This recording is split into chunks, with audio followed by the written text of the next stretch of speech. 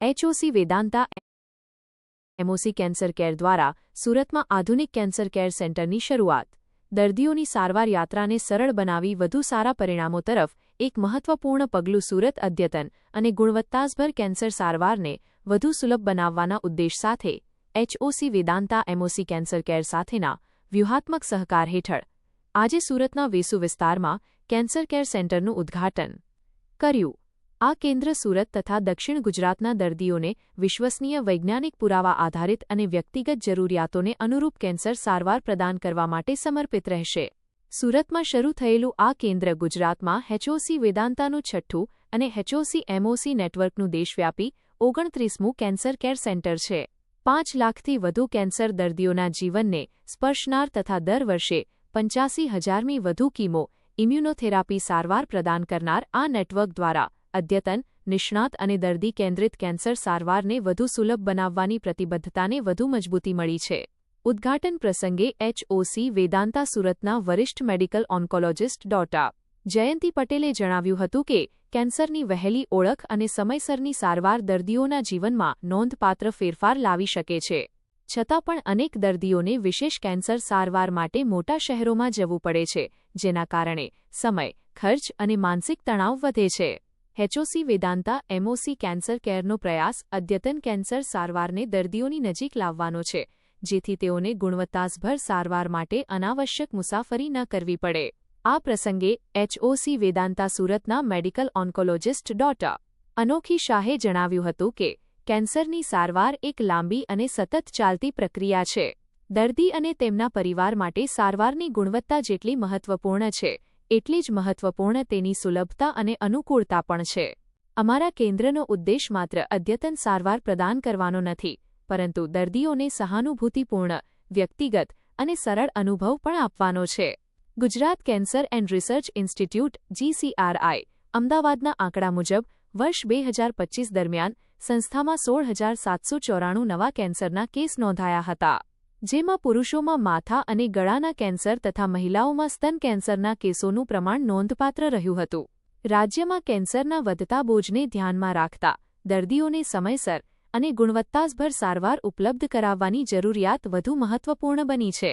એચઓસી વેદાંતા સુરત ખાતે નિદાનથી લઈને chemotherapy, immunotherapy, targeted therapy અને સપોર્ટિવ કેર સહિતની આધુનિક કેન્સર સારવાર સેવાઓ અનુભવી ઓન્કોલોજિસ્ટોની દેખરેખ હેઠળ ઉપલબ્ધ રહેશે. દર્દીઓને સુરક્ષિત, સ્વચ્છ અને આરામદાયક વાતાવરણમાં સારવાર મળી રહે તે માટે કેન્દ્રને વિશેષ રીતે ડિઝાઇન કરવામાં આવ્યું છે. એચઓસી વેદાંતા એમઓસી કેન્સર કેરનું જોડાણ ભારતના અગ્રણી કોમ્યુનિટી ઓન્કોલોજી નેટવર્ક્સમાંનું એક છે. 30મી વધુ કેન્સર કેર સેન્ટર્સ અને 60મી વધુ ઓન્કોલોજિસ્ટ્સની ટીમ સાથે આ નેટવર્ક દર્દી કેન્દ્રિત, પુરાવા આધારિત અને અદ્યતન કેન્સર સારવાર પ્રદાન કરવા માટે કાર્યરત છે. ક્લિનિકલ શ્રેષ્ઠતા, શૈક્ષણિક અભિગમ અને સુલભ સારવારના મિશન સાથે એચઓસી એમઓસી દેશભરના દર્દીઓને ગુણવત્તાસભર કેન્સર સારવાર તેમના નિવાસસ્થાનની નજીક ઉપલબ્ધ કરાવવા માટે સતત પ્રયત્નશીલ છે. SX24 ન્યૂઝ ગુજરાતી સાથે સબ એડિટર અશ્વિન ચાવડા, સુરત. હું ડૉક્ટર અનોખી શાહ, હિમેટોમેડિકલ ઓન્કોલોજિસ્ટ, અહીંયા એચઓસી વેદાંતા એમઓસી કેન્સર સુરત વેસુ ખાતે કાર્યરત છું. કેન્સરનો શબ્દ સાંભળીને જ બધાને થાય છે, પહેલાં હતું કેન્સર એટલે કેન્સર, પણ હવે એવું નથી રહ્યું. અગર તમે કેન્સરનું નિદાન જેટલા અર્લી સ્ટેજમાં થાય એટલું એમને સારું રહે છે. કેન્સર શબ્દ સાંભળીને ડરવાની જરૂર નથી. હવેની જે તમામ ટ્રીટમેન્ટો ઉપલબ્ધ છે એમાં તમારે સારા થવાનું બહુ જ વધારે ચાન્સીસ છે. તો એક સ્ટિગ્મા કે કેન્સર ઓળખાઈ ગયું ને તમે નહીં આવો એવું ના થાય. કેન્સરને રોકવા માટેના અત્યંત આધુનિક હવે તો HPVની વેક્સિન પણ આવી છે, જેના કારણે સર્વાઇકલ કેન્સરનું પ્રિવલન્સ પણ ઘટે છે. અગર તમે જેવી રીતે બ્રેસ્ટ કેન્સર જે આટલું બધું સંભળાય છે એના માટે તમે એના સ્ક્રીનિંગ પ્રોગ્રામ છે, સ્ક્રીનિંગ મેમોગ્રામ છે. એટલે એવું નથી કે કેન્સર આપણે આખરી સ્ટેજમાં જ, અગર કોઈ ગાંઠ સમજાય કે કોઈક એવા સિમ્ટમ છે જે પરસિસ્ટ રહેશે તો તમે અગર તમારા નજીકના ડૉક્ટરનો સંપર્ક કરશો અને એનું અર્લી નિદાન થઈ શકે તો તમારે સારું થવાનું જ મળે છે. તો તમને એક ખાસ વિનંતી છે કે જે કેન્સરના સ્ક્રીનિંગ પ્રોગ્રામ છે એનું ધ્યાન રાખો. એમાં ખાસ કરીને મહિલાઓને એ જણાવવાનું છે કે તમારી તબિયત તમારા હાથમાં છે. સમાજથી ડરીને લોકોને નહીં કહેવાનું એવું ના થવું જોઈએ. અગર કંઈક તકલીફ છે તો જરૂરથી આવો. તમને સાચું સારવાર, નિદાન અને એની જે પૂરી પ્રક્રિયા છે એમાં તમારી અને તમારા પરિવારજનોની બધી જ મદદ કરવા માટે આ સેન્ટર અને સેન્ટરની સાથે જોડાયેલા તમામ મેડિકલ ઓફિસર્સ, નર્સિંગ સ્ટાફ અહીંયા તમારી મદદ માટે હાજર છે. આપ કયા ડોક્ટર છો એનાથી શરૂઆત કરજો. મારું નામ સ્વયં છે અને હું ડૉક્ટર જયંતિલાલ પટેલ છું અને છેલ્લા 37 વર્ષથી ઓન્કોલોજી ફિલ્ડમાં કાર્યરત છું. હવે આપણા આ સુરત વેસુ સેન્ટર ખાતે એચઓસી વેદાંતા અને એમઓસી કેન્સરનું અદ્યતન ડે કેર કિમોથેરાપી સેન્ટર ખુલી રહ્યું છે. ઓલ ઓવર ગુજરાતમાં આ આપણું 6થું સેન્ટર છે એચઓસી વેદાંતા અને એમઓસી. એચઓસી મીન્સ કે hemato oncology clinic Vedanta, MOC means Mumbai oncology centre. એમની શરૂઆત એમઓસી મુંબઈ ખાતે થઈ હતી અને ધીરે ધીરે પછી એ લોકોનું ટાઈઅપ એચઓસી વેદાંતા અમદાવાદની ટીમ જોડે થયું છે.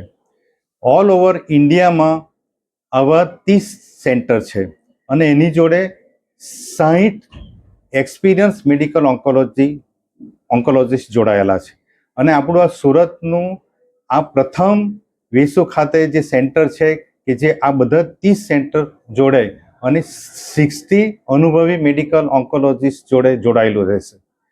અહીં આપણા સેન્ટરમાં કેન્સરની દરેક પ્રકારની ટ્રીટમેન્ટ જેવી કે કેન્સરની chemotherapy, biological treatment, targeted treatment, immunotherapy treatment, scalp cooling એવી બધી જ અદ્યતન પ્રકારની કેન્સરને લગતી સુવિધાઓ મળી રહેશે. અહીંનો જે સ્ટાફ છે, અહીંના જે ડૉક્ટરો છે ખૂબ જ અનુભવી છે, અનુભવી નર્સિંગ સ્ટાફ છે અને દરેક દર્દીને અમારું પર્સનલાઇઝ કોન્ટેક્ટ રહેશે. 24 અવર્સ અમે દર્દી જોડે જોડાયેલા રહીશું અને એમની કોઈ પણ કિમોથેરાપીને લગતી કે કેન્સરને લગતી મુશ્કેલી હશે એ 24/7 અમારી હેલ્પલાઇન રહેશે અને તાત્કાલિક એમની મુશ્કેલીનું નિરાકરણ થાય એવા અમારા પ્રયત્ન રહેશે. કેન્સર એક રોગ એવો છે કે એની જોડે આખું ફેમિલી ચિંતાગ્રસ્ત બની જાય છે, આર્થિક બોજો પણ ખૂબ જ વધી જાય છે.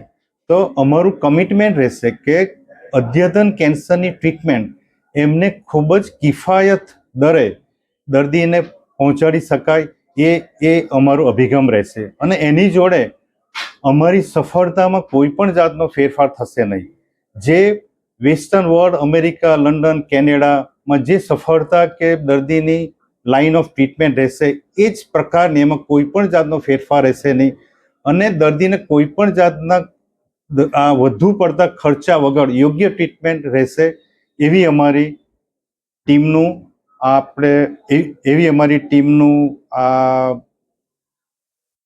જસ્ટ મિનિટ એવી અમારી ટીમની આશા રહેશે આમ. અને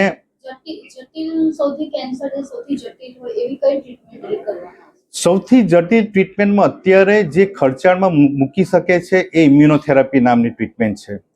ટાર્ગેટેડ ટ્રીટમેન્ટ હવે ઘણી સસ્તી થઈ ગઈ છે, પણ ઇમ્યુનોથેરાપી એક એવી જલ્દી ટ્રીટમેન્ટ છે કે દર્દીને આપણે ક્યારે વાપરવી અને એનાથી કેટલો ફાયદો થશે એ પહેલાં અનુભવી ડૉક્ટર પ્રોજેક્ટ કરશે. જો એમાં અનુભવ નહીં હશે તો મોંઘી ટ્રીટમેન્ટ દર્દીને મળશે અને એનાથી એમની લાઈફને કોઈ ફાયદો થશે નહીં. એટલે મોંઘી ટ્રીટમેન્ટ જોડે દર્દીને આપણે લાંબુ આયુષ્ય આપી શકીએ એવી અમારી કટિબદ્ધતા રહેશે.